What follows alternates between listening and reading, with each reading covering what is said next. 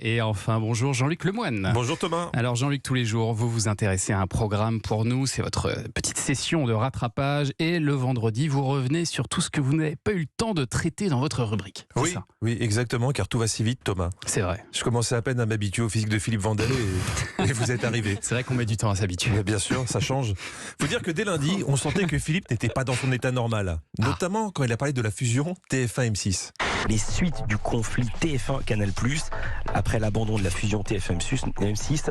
Oh, c'est joli ça. TF1-M6 On Je avait bien suis pas entendu sûr ça, Philippe. Hein, mais c'est peut-être un nouveau symptôme du Covid ça. Tu deviens Peut-être un approximatif à l'antenne. Si c'est ça, je pense qu'un des présentateurs de la radio France Info est atteint.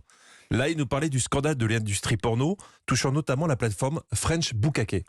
L'industrie du porno accusée de violences sexuelles. 3 hommes ont été interpellés et placés en garde à vue ce matin. 3 acteurs de la plateforme French Bukake. Non, Booba fait peut-être des cakes, mais je pense pas qu'il ait créé un site pour ça. Et puis même s'il l'a fait, c'est sa vie privée, faut la respecter. Sinon, je vais balancer le blog de Thomas Hill sur les quiches. Ah bah oui, bien sûr. Quand même. Je me débrouille pas mal. Vous êtes fort en quiche? Ah oui, je me débrouille. Ah oui. J'en étais sûr. Mais tout ça, ça m'a rappelé que dans la nouvelle émission de Léa Salamé, il y avait une rubrique dont j'ai pas eu le temps de vous parler. Faut dire que comme l'émission finissait bien tard, je m'étais un peu assoupi avant la fin. Et quand j'ai rouvert les yeux, je suis tombé sur ça. Alors, le concept du sexe normal n'existe absolument pas. En fait, il existe autant de formes de vulves que de personnes qui possèdent des vulves. Hein? Quoi? Il parle de quoi là? Il y a des gens qui collectionnent les vulves? Non, je vous cache pas que le réveil était un peu violent. Mais en fait, non. À la fin de l'émission, il y a un sex club où ils répondent à des questions sexo. Comme le doc et Diffoul, mais sans le doc et sans Diffoul. Avec Camille Aumont-Carnel et des témoignages qu'on n'attendait pas spécialement après des interviews de Jean-Luc Mélenchon et Laurence Ferrari.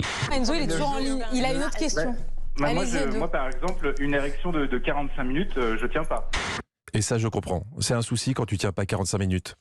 Quelqu'un veut témoigner autour de la table? Ça va? On va passer j'enchaîne. On va passer au sujet suivant. Ouais, je m'en doutais. Ouais. Alors si, comme Olivier Benkemoun, vous ne tenez pas, déculpabilisez car ça arrange bien votre partenaire. Écoutez bien la réaction d'Léa Salamé à la fin de l'extrait.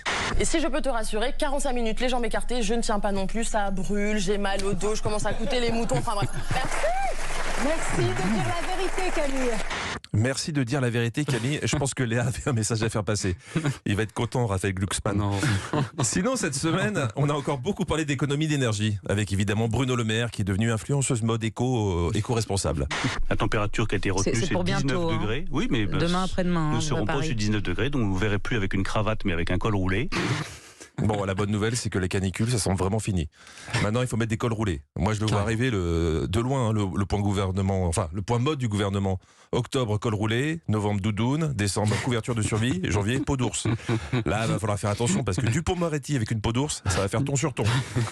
Ça a été repris partout, cette histoire. Pas un politique ne pouvait aller sur un plateau sans qu'on lui parle col roulé.